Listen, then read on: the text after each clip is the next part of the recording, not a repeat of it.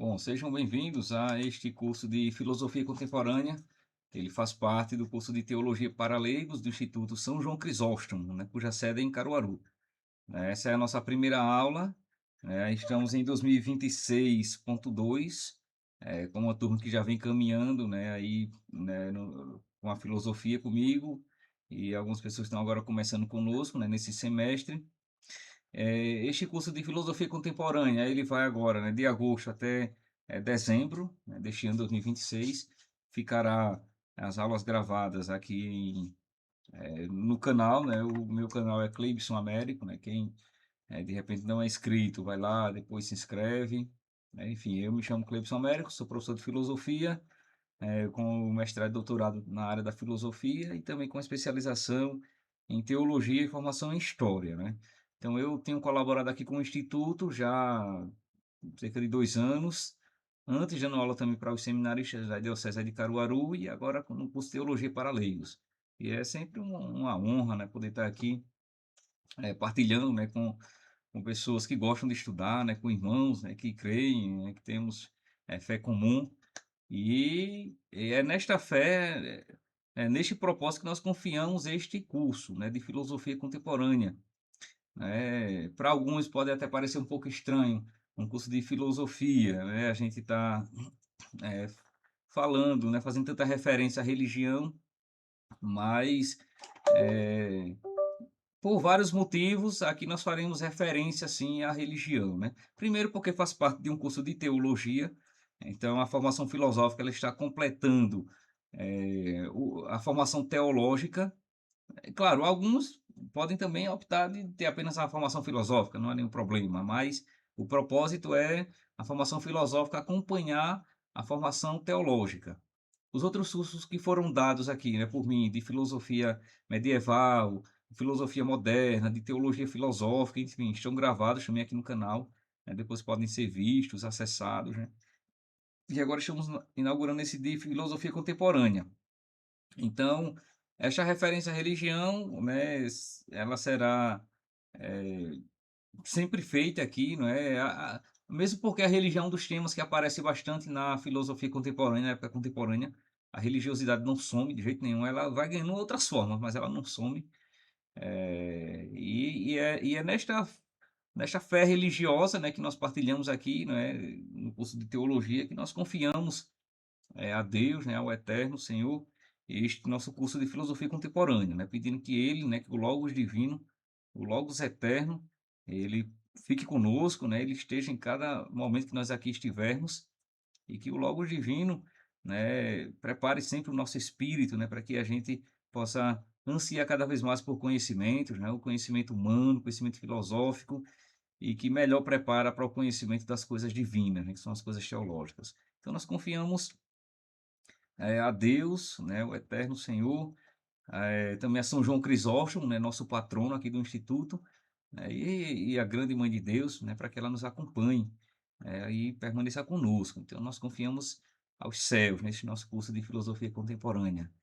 E tudo isso, né, a Deus, nós oferecemos e pedimos bênçãos e graças, né, para a nossa perseverança, a Ele que vive e reina pelos séculos dos séculos. Amém. Então que Ele permaneça conosco durante todo esse semestre, Ele que é Pai, Filho e Espírito Santo. Amém. Bom, gente,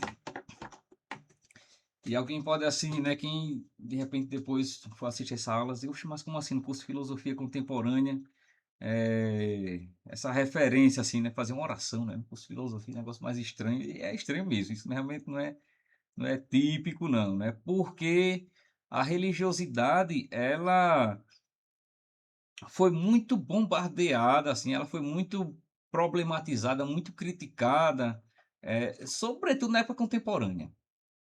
A época contemporânea é uma época que vai ser muito, em certo sentido, religiosa, antirreligiosa, mas também religiosa. Isso é um paradoxo, né. É interessante a gente perceber, a gente vai perceber isso ao longo dessas aulas, como a religiosidade ela não cessa, de estar presente na época contemporânea, não cessa, é um negócio impressionante, né. Achava-se que depois do final da modernidade, ali com o iluminismo, com o positivismo, com o empirismo, com o racionalismo, né, com, enfim, o antropocentrismo, né, que é implantado na cultura moderna. Achava-se que a contemporaneidade seria uma contemporaneidade sem a presença da religião. Seria uma cultura muito mais materialista, que em certo sentido realmente o é, mas a religião ela não perdeu seu espaço, né? O homem contemporâneo não deixou de ser menos religioso. Isso é um negócio impressionante, a gente vai perceber isso, né? O homem contemporâneo ele não deixa de ser religioso. Ele vai se abrindo a outras formas religiosas, formas alternativas, né? Formas criadas, né? Formas recentes, formas diversas, mas o homem contemporâneo não deixa de ser religioso. E alguns eventos vão ajudar, se vão contribuir para este aspecto mais religioso do homem, como por exemplo as duas grandes guerras. A gente vai trazer aqui alguns fatos históricos, né, para pensá-los também filosoficamente, né? E vejam, as duas grandes guerras, né, a Primeira e a Segunda Guerra Mundial, são fatos que vão trazer como consequência uma busca mais religiosa, um negócio impressionante, né?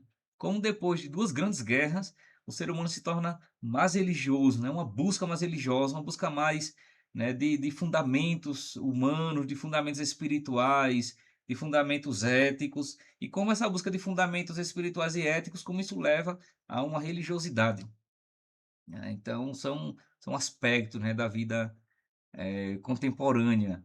Isso tudo porque percebe-se que aquilo que era predito, que era prenunciado, né, que era profetizado na modernidade, isso na verdade não vai fluir assim como os modernos pensavam, como os iluministas pensavam, né?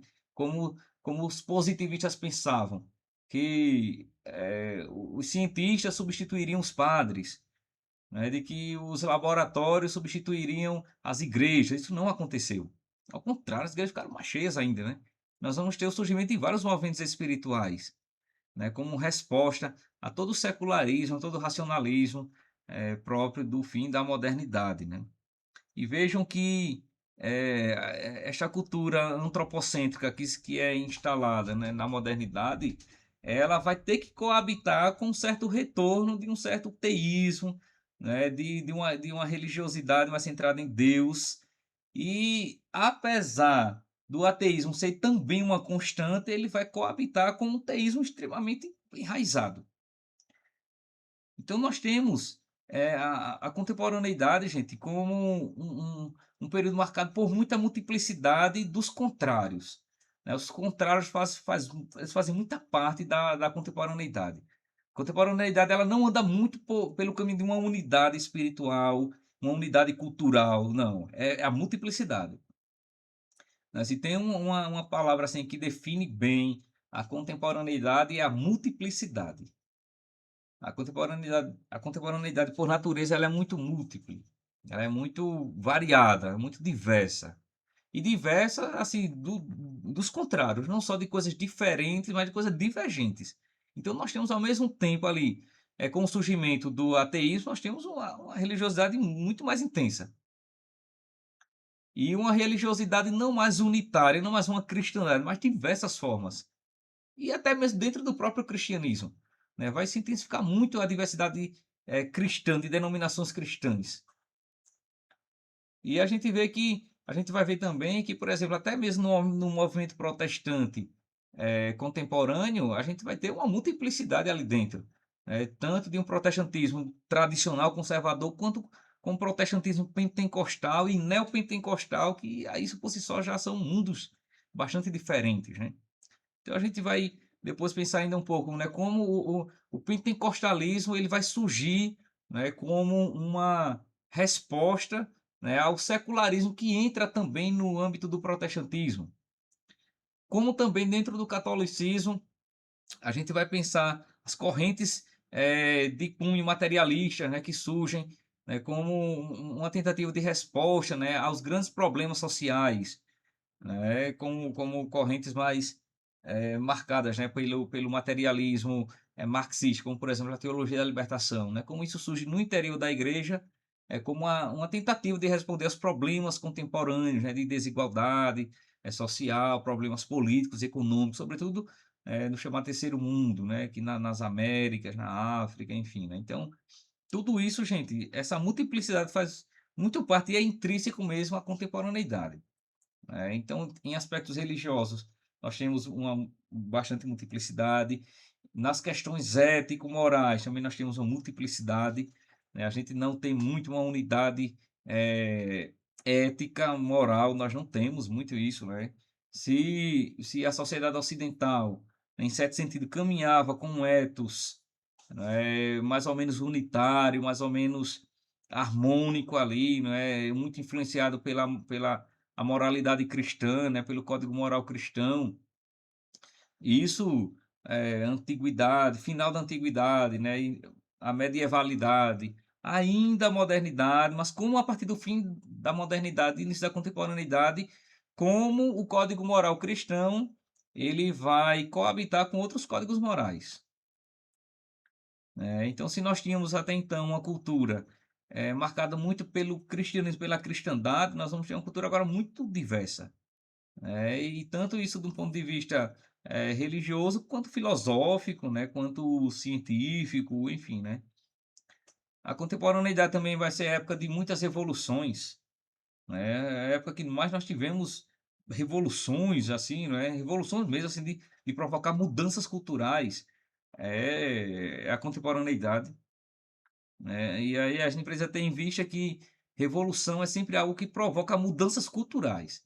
Olha, revolução não é apenas, revolta, não é isso não, viu. Não são apenas revoltas, protestos, nada disso não. Revolução é muito mais intenso. A revolução ela muda culturas.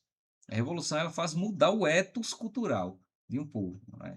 Então nós vamos ter já no fim da modernidade, para iniciar a contemporaneidade, a Revolução Francesa, que isso por si só já é uma grande revolução, né, e depois seguida de outras revoluções, políticas, como a Revolução, também americana, né, com a independência, o processo de revolucionário político, né, de independência de muitos países que até então eram independentes de suas metrópoles. Vamos ter muita proclamação de independência. A Revolução Industrial, que isso vai causar uma grande reviravolta, né, na vida citadina, a Revolução Industrial, depois a isso se segue toda uma revolução tecnológica,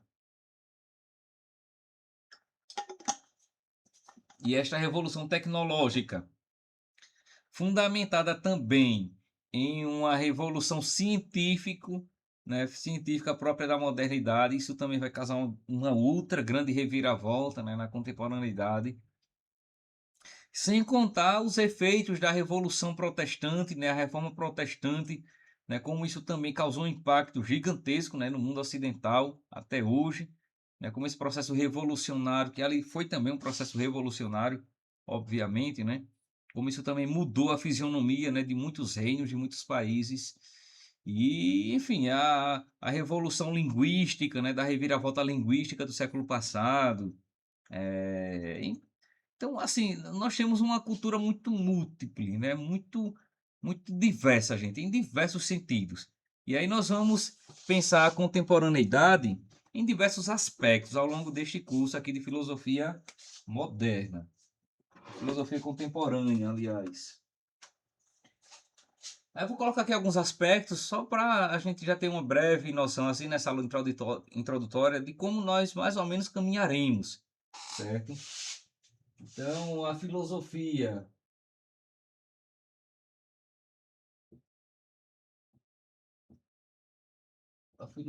contemporânea,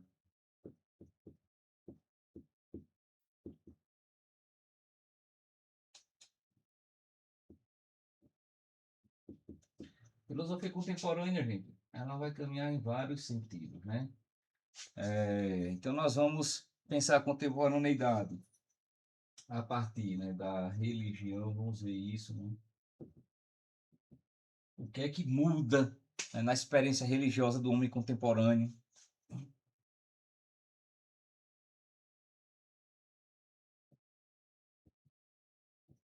Ética, moralidade. Vamos ver, né, como o aspecto ético ele se torna plural. E plural em certo sentido, com convergência, mas também com profundas divergências de códigos morais de um para outro. Então, em aspectos políticos, né, a política, a tecnologia, como a tecnologia vai se tornar uma constante, né, na vida do homem contemporâneo. Também aspecto da própria cultura. E, claro, aqui acima, né, o aspecto maior, que é o que nós realmente procuramos, e isso está é, imerso em tudo isso, a própria filosofia, né? Aqui são alguns aspectos, né? Eu elenquei aqui 6, mas é claro que não se resume apenas a estes aspectos, né?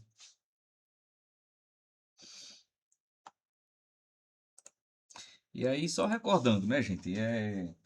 À medida que nós formos aqui falando, né, quem quiser falar, para perguntar, para acrescentar, para comentar alguma coisa, só levantar a mãozinha aí e pode ficar bem à vontade, né? Nossa aula ela é bastante, né, dialógica, assim, a gente dialoga bem, conversa bastante, né? Então, vocês fiquem bem à vontade para fazer qualquer intervenção, viu, gente? E recordando também que a nossa aula sempre se dividirá em duas partes, né? A gente vai fazer mais ou menos na metade da aula, né? Um intervalozinho breve, aí vai ser a primeira parte da aula, vai ser postada. E depois faremos a segunda parte da aula, depois daquele cafezinho, é, na hora do recreio, né? Depois do recreio a gente volta, né? E faz a segunda parte da aula, né? Como normalmente de praxe o fazemos, certo? Então veja, a filosofia contemporânea, né, olhando para estes aspectos, para a própria filosofia contemporânea, que também, quando nós falamos em filosofia, eu estou aqui usando um termo singular, mas é muito plural. Na verdade, seria mais rigorosamente é, correto falar em filosofias contemporâneas, porque são muitas as filosofias, são diversas as correntes filosóficas. E essas correntes filosóficas que nós vamos ver, não vamos ver todas, porque ver todas realmente é um negócio muito amplo, né? Quando a gente faz a graduação, a gente estuda só de contemporâneo, estuda um ano só contemporânea, né? E não vê tudo não, viu? Não esgota não, porque realmente é muito múltiplo, né? É um negócio realmente muito diverso. Mas nós vamos ver as principais correntes filosóficas, né? Que mais impactam a modernidade. Como, por exemplo, nós vamos ver o materialismo, e aí esse materialismo, dando uma olhadinha em filósofos como Hegel, como Ludwig Feuerbach, como Karl Marx, né, e a tradição marxista, nós vamos dar uma olhadinha aí nessa tradição, que é uma tradição filosófica que tem um impacto político muito grande, né, no mundo contemporâneo, não só na Europa, mas aqui nas Américas, ainda hoje, né, e incide inclusive na própria religião. Então vamos dar uma olhadinha no marxismo. Vamos dar uma olhadinha também na fenomenologia, que é uma corrente filosófica com impacto realmente também muito grande e que vai influenciar muita gente, né? Como, por exemplo, uma pessoa que vai ser um pouco longínquamente influenciado muito pela fenomenologia é Karol Wojtyla, né? Karol Wojtyla foi o Papa João Paulo II, ele tem uma tese filosófica muito inspirada na fenomenologia, né, Matheus? Você conhece? Sim, conheço sim. Também a Edith Stein. Edith Stein também. Edith Stein, Santa Edith Stein, com certeza, né? Que é Santa Joana Benedita da Cruz, eu acho, né? O nome religioso dela. Pronto, né? Foi uma filósofa e se tornou santa. Também que os filósofos podem ser santos, gente. Edith Stein é um dos exemplos desse, né? É que o pessoal, você pega os É, filósofos. é Teresa Benedito. Teresa Benedita, né? Teresa Benedita da Cruz, né, Felipe? Pronto, e o nome civil dela era Edith Stein. Ela é também da escola de Edmund Husserl, da fenomenologia, que aí, através de Max Scheler, vai influenciar muito Karol Wojtyla, né, o Papa João Paulo II, que ele tem uma tese de doutorado em filosofia, né, e é inspirado nessa tradição fenomenológica. E aí vamos ver também outras correntes, as correntes linguísticas, o neopositivismo, né, vimos o positivismo, vamos ver o neopositivismo, Vamos ver também correntes, né, de desdobramento de pensamento teológico ou filosófico cristão, como o neotomismo, né? Se a gente viu, sobretudo na medieval, o tomismo, a filosofia tomista, né, ou um pouco mais amplo, a escolástica, a gente vai ver na contemporaneidade um neotomismo e uma neoescolástica. Tem uma tentativa de resgate da filosofia escolástica e do tomismo, né? E claro, escolástica é muito mais amplo do que o tomismo. O tomismo está dentro da escolástica, mas a escolástica é muito mais ampla, claro. Porque quando a gente fala em uma neo-escolástica, a gente tem um resgate não só da filosofia tomista, mas também de outros escolásticos, né? Sejam escolásticos contemporâneos, sejam contemporâneos a Tomás, sejam escolásticos um pouco mais tardios, como Francisco Soares, né? Que vai ser um pensador que vai ser retomado, enfim, né? Então nós temos a escola aí neotomista, né? E a filosofia e a escola neoescolástica, né? A corrente neoescolástica vai ter também um resgate, né, de intelectuais católicos. E daí vai gestar intelectuais católicos. O século passado também vai ser um século marcado bastante, sobretudo a primeira metade do século, né, 20, com bons intelectuais católicos, né, com pessoas que vão ter uma produção intelectual muito boa, tentando também dar respostas, né, de uma filosofia cristã aos grandes temas da contemporaneidade. Enfim, então vão ser muitas as correntes que nós vamos ver, viu, gente? É, Vocês só tenham um pouco de cuidado para não dar um bug assim, né? Porque às vezes a pessoa começa a ver essas coisas, né, Marley? Tem que começar a bugar assim, né? Dar um negócio assim meio. Vai dar certo, né? Tá todo mundo no mesmo barquinho aqui, aí vai dar certo. São João Crisóstomo está aí conosco, né? Para nos ajudar, nos auxiliar, Santo Agostinho, Santo Tomás, para a gente tentando entender tudo isso aí, certo? Bom, então aqui assim é um pouco do que nós vamos ver na contemporaneidade, né? Na filosofia contemporânea. Isso de um ponto de vista mais assim, eh, de ideias, né, de cultura, de etos, de pensamento, de intelectualidade e tudo mais. Mas também a gente vai dar uma mergulhada, ainda que breve, em alguns momentos históricos que são importantes para a gente entender, né, a filosofia contemporânea, não só em termos de mundo, né, sobretudo de ocidentalidade, mas também de brasilidade. Eu quero que a gente também navegue um pouquinho, né, de como a filosofia ela chega aqui no Brasil, como é que ela é recepcionada no Brasil, né? E o que nós temos de uma filosofia brasileira, né, ou uma filosofia brasileirada, enfim, né? A gente vai tentar entender também um pouco disso aí, né? Como isso chega aqui no Brasil, porque a gente ainda não poderia falar de uma filosofia medieval e moderna no Brasil, realmente não dá, né?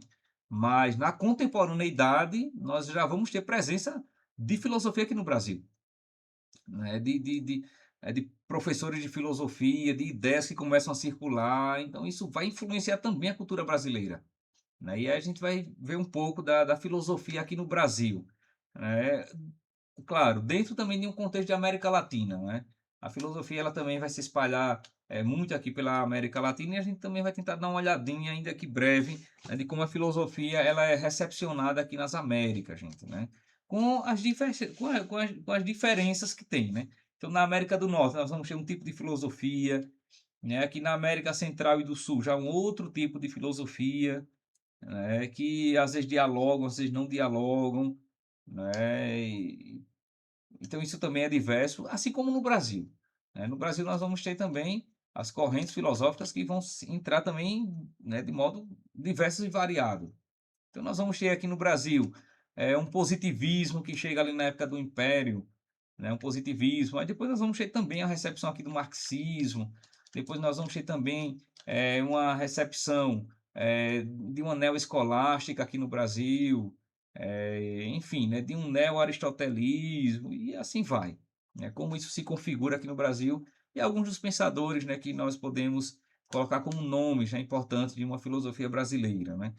E claro, quando falamos de uma filosofia brasileira, não estamos falando de uma criação é, originária no Brasil. A gente não tem uma criação originária assim, filosófica no Brasil, né? Nós temos recepções de filosofias estrangeiras e que vamos tentar dar uma cara um pouco brasileira para essa filosofia, né.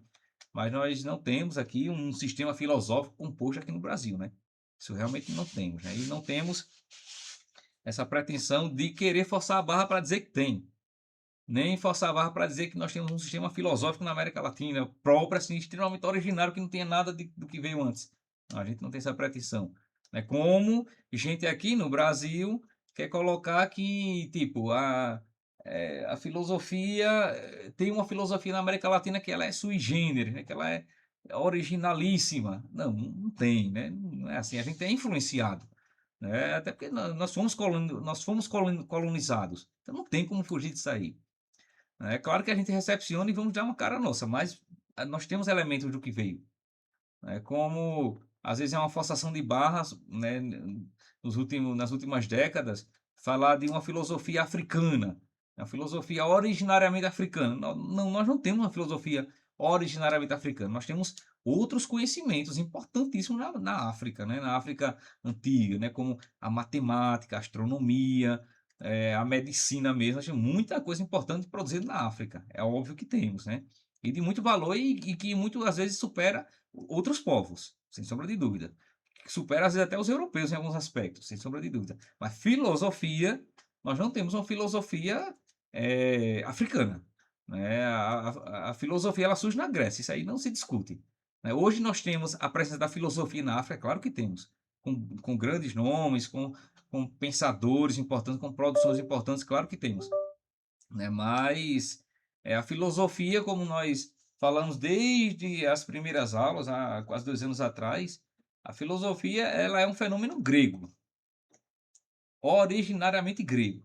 Daí é que, né, se espalha para o mundo, para influenciar todo mundo e ganhando formas diversas ao longo, né, das culturas, do tempo. Mas a filosofia é um fenômeno originariamente grego.